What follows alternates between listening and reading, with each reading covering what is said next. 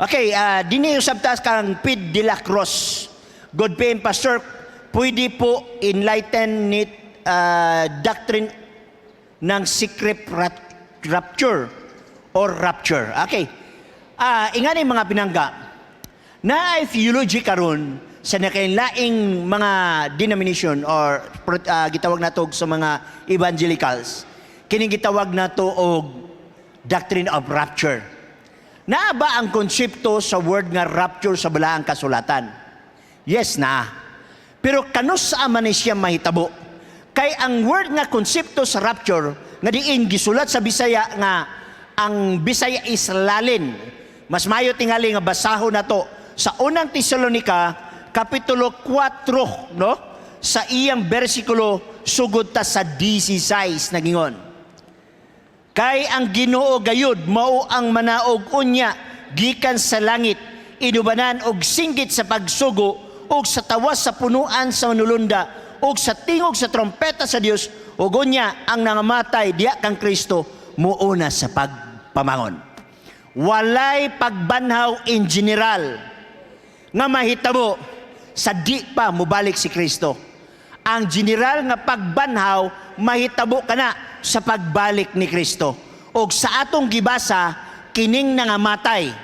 Sunod, versikulo 17. O kita nga mga buhi pa nga mahabilin, pagasaggaon ngadto sa manganod, oban kanila sa pagsugat sa Ginoo. So sa pagbalik ni Jesus Christ, na ay mga matarong nga dili mo agi sa kamatayon. Sila lalinon uban sa mga matarong nga gibanhaw paingon dito sa langit. Wala tay mabasa igsoon nga adunay word nga rapture before the second coming of Jesus Christ. Naay mga theology sa uban nga mato pa nila sa gitawag na nila og tribulation. Ang uban adunay doktrina before sa great tribulation adunay rapture na hitabo. Nasa ibang simbahan na iyon, during sa great tribulation na ay rapture may tabo. Nasa gingon nga after sa great tribulation na ay rapture nga may tabo. Muna ilang gibutang nga term nga pre-tribulation, post-tribulation, o imo makaplagan nga walay usa ni ini makitaan o mabasa nato sa balaan nga kasulatan. Ingani mga pinangga, ang word nga great tribulation nga ilang ginahuna mao kana ang dako kaayo nga mahitabo nga mga kaguliyang sa atong kalibutan.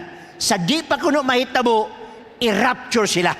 Meaning to say, adunay tao nga nag-drive sa sakinan, kalit lang kawala, kay gi-rapture. Delikado usab ang nas likod nga diin gadagan.